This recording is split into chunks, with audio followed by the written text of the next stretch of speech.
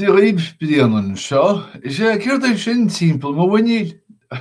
Well, blian nóatá agus tá mé ag baint trílas rudí nua, cén fánach neanan sin. Ach, Freud ifir sé agus sa chás seo tá muid ag breathanú na tréimhsí nó na céimeán na Sicighnéasacha. Chahamid cuimhniú gur war Sigmund Freud I sochaí a bhí fíor Victoriánach go deo agus dá réir sin smachtathe. Bhí go leor brú faoi chus siúl sa phobal ina rá Freud ina chúnaí.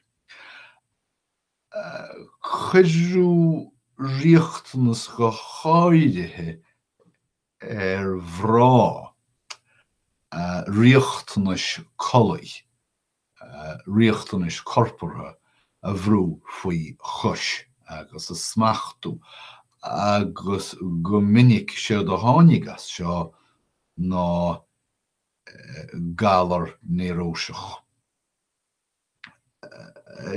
Dír chu Freud cuardú nádúr agus agsúlacht na ngálar seo trí ghol siar stair colaíochta nó stair gnéis na náthair. Ní hé go raibh sé nó go rabhthas ag fisrú taithí colaíochta go háirithe. Níos tábhachtaí ná sin bhíthe sa gcéire breanú teileanaí agus míonta an áthir. An taithí a bhí acu ghun rá fua náide ciontacht agla agus cé mar a lámhseáil siad na mothúcháin láidir seo.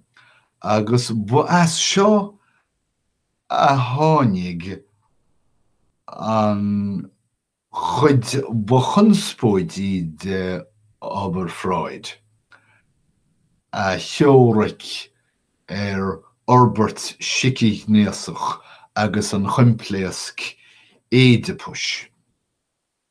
Chléad Freud gur rugú gach páiste le libido, sé sin dúil nó fán colaíochta.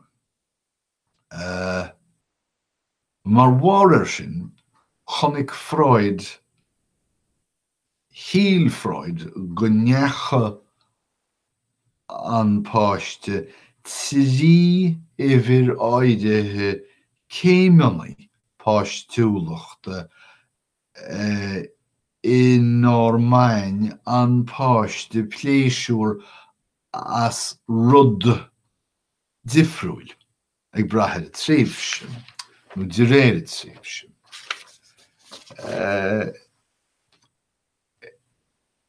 A gédal síos bhí an tréimhsí béil agus baineann an tréimhsí seo leis an méal ar nó diúil slugga agus le héad. Is an snam seo freisin idir Freud gur bhór Broin an ego. Baineann an chéad tréimhsí eile le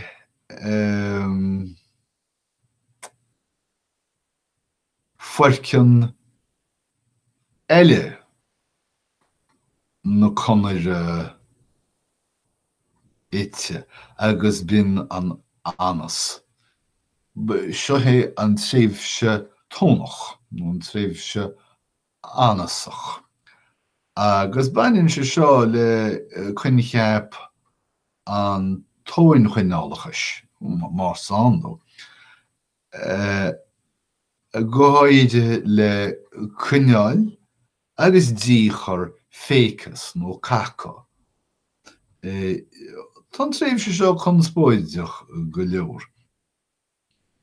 Tréimhse nó céim viidir trí an tréimhse falasach nó fálach nó tréimhse an álas. Agus bainin se seo well ní hamháin leis an pénis, ní hamháin leis an mud, ach leis an brilín freisin is cosúil. Agus le glacaireacht. Thug Freud faoi deara go rá tréimhse áide istócha ina rá páistí glacaireacht. Sa tréimhse seo nó gnám seo a bhór bríon an superego. Forego istócha.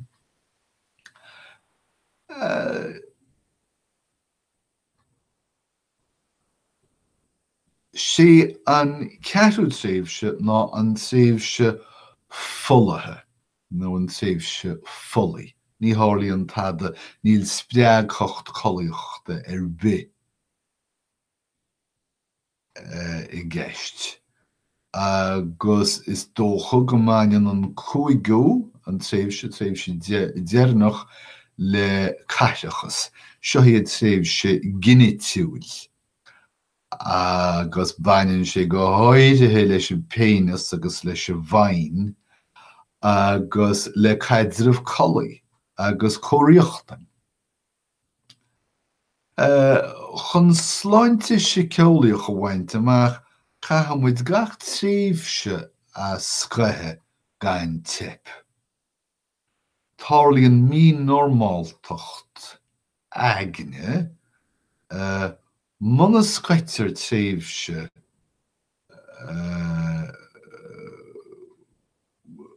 faoi rá, mar éiríonn an duine gafan, róghafa leis an tréimhse sin.